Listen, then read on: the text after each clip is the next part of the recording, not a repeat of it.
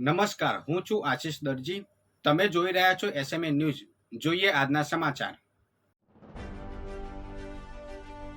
કડીના ગણેશપુરા પાસે ડ્રગ્સનું વેચાણ કરતા યુવકને એસઓજીએ ઝડપ્યો. 8.44 લાખનું મુદ્દામાલ જપ્ત કરી કાર્યવાહી હાથ ધરી. કડીના આજુબાજુના વિસ્તારમાં તેમજ મહેસાણા અમદાવાદ હાઈવે ઉપર દિવસે ને દિવસે એમડી ડ્રગ્સના વેચાણનું પ્રમાણ વધતું જતું હોય તેવું જોવા મળી રહ્યું છે, જેના કારણે યુવા ધન એમડી ડ્રગ્સના રવાડે ચડતા જતા હોય તેવું જોવા મળી રહ્યું છે.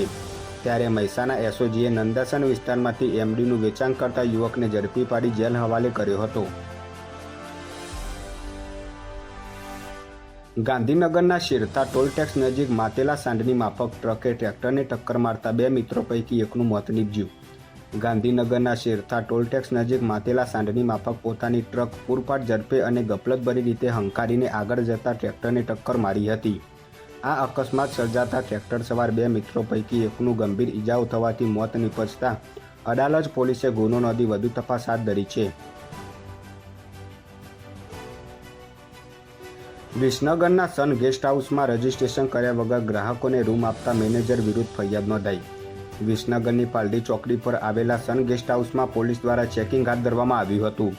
સન ગેસ્ટ હાઉસમાં રજિસ્ટરમાં એક પણ એન્ટ્રી ન કરી અને તેમજ પથિક એપમાં પણ એન્ટ્રી કર્યા વગર બે રૂમ આપતા કલેક્ટરના જાહેરનામાનો ભંગ કરતા ગેસ્ટ હાઉસના મેનેજર વિરુદ્ધ ફરિયાદ નોંધાઈ હતી. વિસનગર કોર્ટના વકીલનું અપહરણ કરવાની કોશિશ કરી લૂંટ કરવાના બનાવ તેમજ એડવોકેટ પ્રોટેક્શન એક્ટ પસાર કરવા માંગ કરી. વિસનગરમાં બાર એસોસિએશન દ્વારા કોર્ટમાં કામગીરી કરતા વકીલનું અપહરણ કરવાની કોશિશ કરી લૂંટ કરવાના બનાવ તેમજ એડવોકેટ પ્રોટેક્શન એક્ટ પસાર કરવાની માંગણીને લઈને આવેદનપત્ર આપવામાં આવ્યું હતું. વકીલ ઉપર કરેલા હુમલાના આરોપીઓને ઝડપી ધરપકડ કરવા તેમજ રક્ષણ આપવા તેમજ વકીલ સુરક્ષા અધિનિયમ તાત્કાલિક પસાર કરવાની માંગણી કરવામાં આવી હતી. વધુ સમાચાર માટે જોતા રહો એસએમએ ન્યૂઝ.